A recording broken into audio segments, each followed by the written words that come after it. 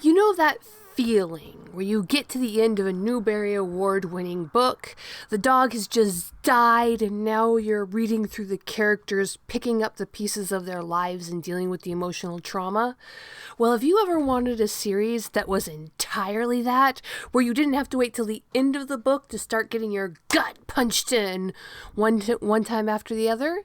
Well, in that case, you might want to try Shonen Jump's newer manga, Shiba Inu Rooms.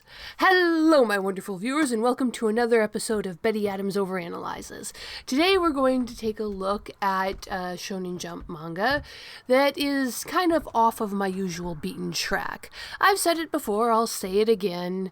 When it comes to manga or anime, usually speaking, if the main character doesn't punch a yokai, or if the mecha doesn't punch a kaiju in the first 5 minutes, I lose interest pretty fast. What can I say?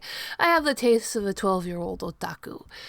But I do occasionally enjoy a slower, more emotional read. I read Old Yeller, which is actually a pretty violent book if you actually read the original version, and I enjoyed it. But I do have a sort of upper limit for books where the dog dies. And in fact, my mom will actually have me read books before her and tell her whether the dog dies. Actually, no. What happens is I suggest her a book, and she glares at me and goes, "Does the dog die? The dog better not die." And I tell her yes or no, and she reads it or not. But anyway, you know that feeling. That sad, mournful feeling that they start introducing you to in the 3rd grade. And this serves a very important purpose. It's a literary lesson for children that things don't always go the way you want. Sometimes terrible things happen, and you have to accept that, mourn the past, and move on with your life. A very important message for children. But it can be overdone, and we've all seen that. Now, I suppose I should warn you that I'm getting you into spoilers for chapters 1 through 15 for Shiba Inu Rooms. And if you don't want any of those, you can go check out the links below the video to get yourself a copy of my book, Dying Embers, Dragons, Aliens, and Things That Go Boomp in the Night. It was, when I wrote this book, I like to say the story wrote itself. It was my brain processing some deeply held trauma. There are no dogs that die in this book, but you kind of get the same emotional gut punch. So, warning, Dying Embers, Dragons, Aliens, Things That Go Boomp in the Night. Now we're going to get into the spoilers. So, if I were just to describe Shiba Inu Rooms shortly, it is a coming-of-age story. You have your classic manga situation where a young girl moves out from her parents' place because she wants to attend high school at this prestigious high school. So you have the situation where you have a young girl living in, I think she's in Tokyo, but a big city in Japan, in her own apartment. And she finds an apartment where the landlord is this sweet little old lady. And part of the story is her discovering the other tenants of this apartment and making friendships with them. And they're all quirky in that Shonen Jump way. But that's not where the main conflict comes in. The main conflict is that she was able to get this apartment really, really cheap because the entire apartment is haunted. And the main character, her quirk, her superpower, is that she is entirely insensitive to horror. She can't be bullied, she can't be intimidated, she can't be frightened. Now, this also kind of sets her apart. She was the girl in class who was always handling snakes and bugs and scary things. So she doesn't have a lot of friendships. Not everybody can, stand to be around her.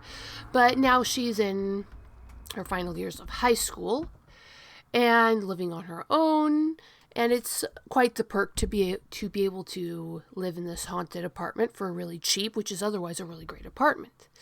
The twist is it's not haunted with the ghosts of people, but the ghosts of dogs. And the concept is that before the current owner bought it, the previous owner ran a puppy mill for Shiba Inus because the Shiba Inu breed is exploding in popularity.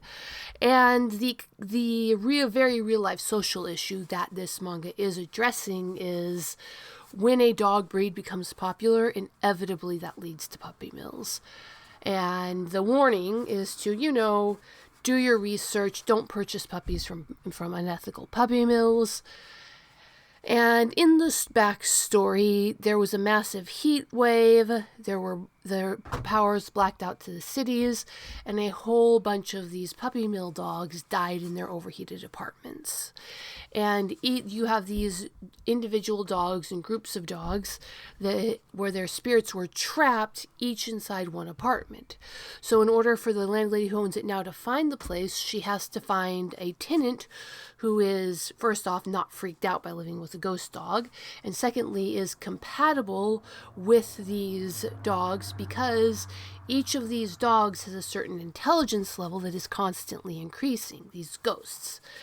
And so you're dealing with a ghost that can speak and interact with you, but a ghost that has the intelligence somewhere between that of a 1-year-old toddler to you're probably looking at the intelligence of a 14-year-old with the most intelligent of the dogs.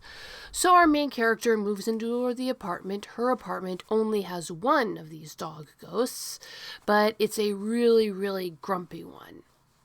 And the goal of these tenants is to make the dogs' lives so happy and so content that these dogs can ascend to heaven.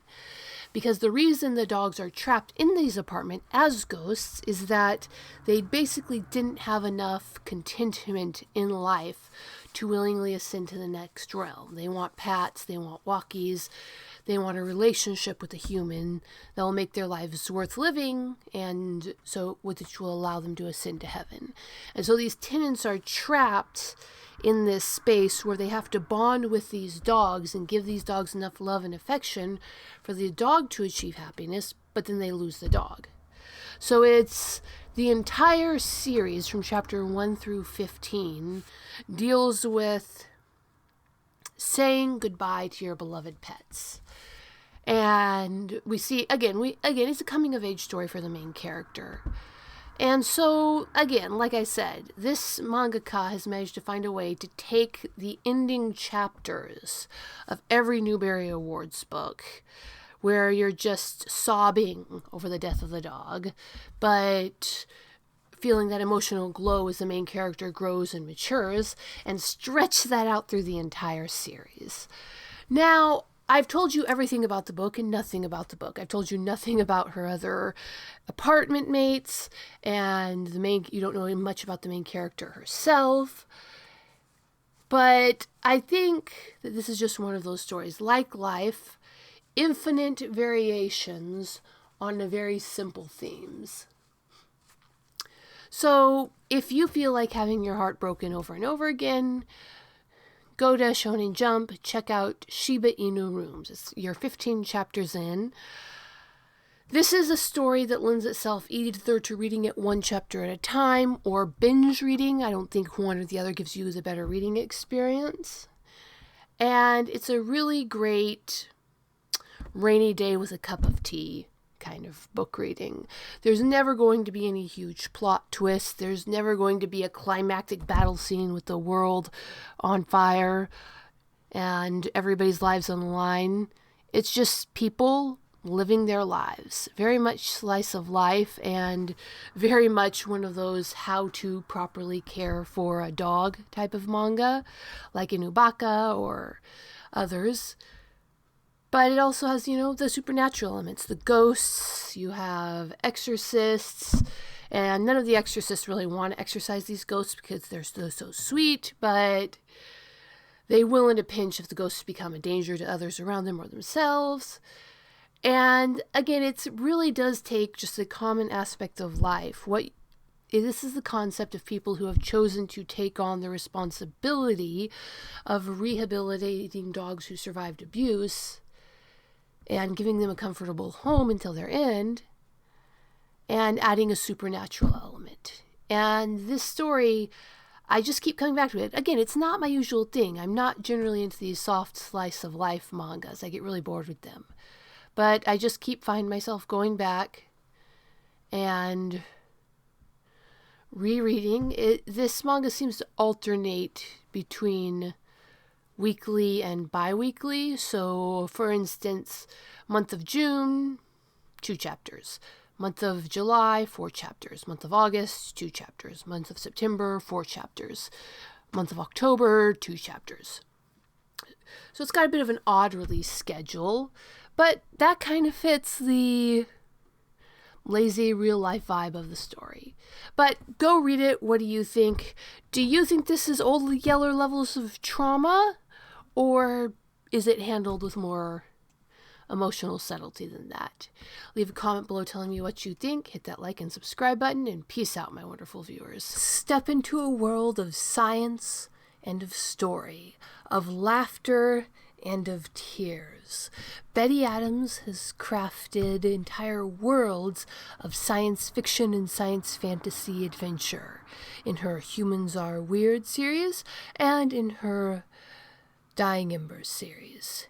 Be prepared to laugh, cry, and become absorbed. Check out her books at the links below the video.